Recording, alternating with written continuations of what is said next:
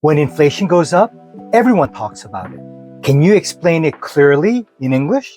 Maybe you've said prices are rising, but native speakers use more precise phrases like inflationary pressure, consumer sentiment, or economic slowdown. Today, I'll show you 8 powerful sentence patterns to naturally and professionally discuss inflation and key economic indicators. Welcome to English with Bruce, where we turn complex business ideas into simple, confident English.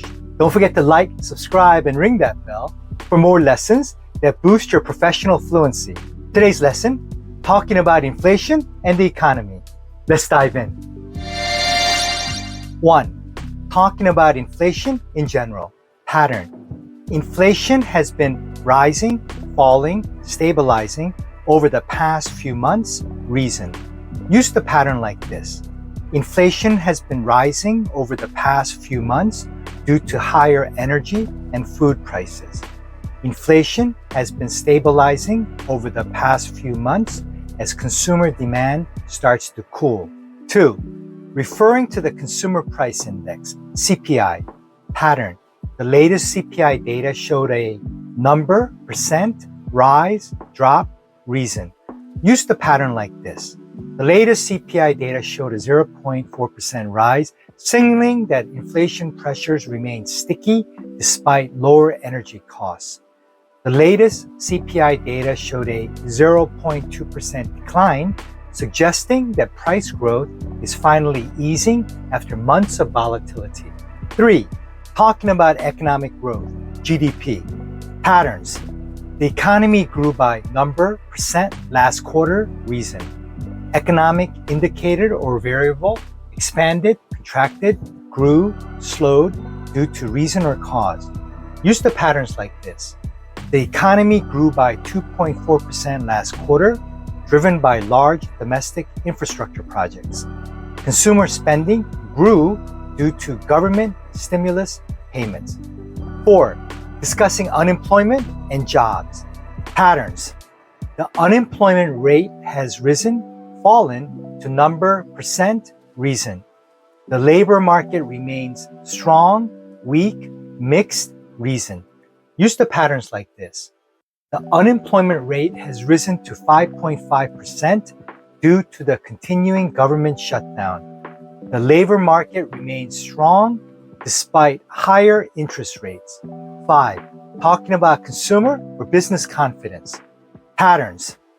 Consumer confidence has been rising, falling, reason. Business sentiment is improving, worsening, deteriorating after months of uncertainty. Use the patterns like this.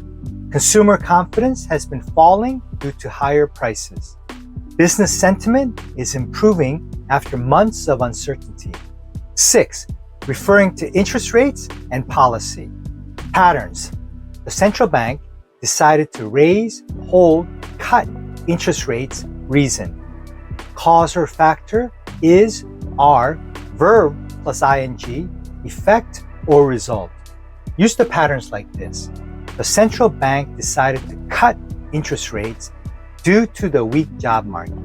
Higher interest rates are slowing down economic activity. 7. Describing overall economic conditions. Patterns. The economy is showing signs of recovery, slowdown, stagnation, reason. Economic indicator or trend remains uneven, mixed, fragile across specific areas or sectors due to reason or cause. Use the patterns like this. The economy is showing signs of recovery after last year's slump. Growth remains uneven across manufacturing and services due to shifting consumer demand. 8. Making predictions or outlook statements. Patterns. Inflation is expected to ease, persist over the next few months.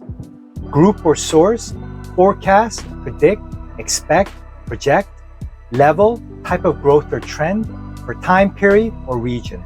Use the patterns like this. Inflation is expected to persist over the next few months. The IMF projects a strong rebound for Asia next quarter. Mini recap. When you talk about inflation and economic indicators, remember these 4 categories. 1. Prices, inflation, CPI. 2. Growth, GDP. 3. Jobs, employment. 4. Confidence, consumer, business. Master these and you'll sound like a professional economist. If this lesson helped you understand how to discuss inflation and the economy in English, hit like, subscribe, and turn on notifications. Next Wednesday, we'll go deeper. How to analyze economic news headlines in real time. This is English with Bruce, helping you sound global, informed, and financially fluent. See you on Sunday.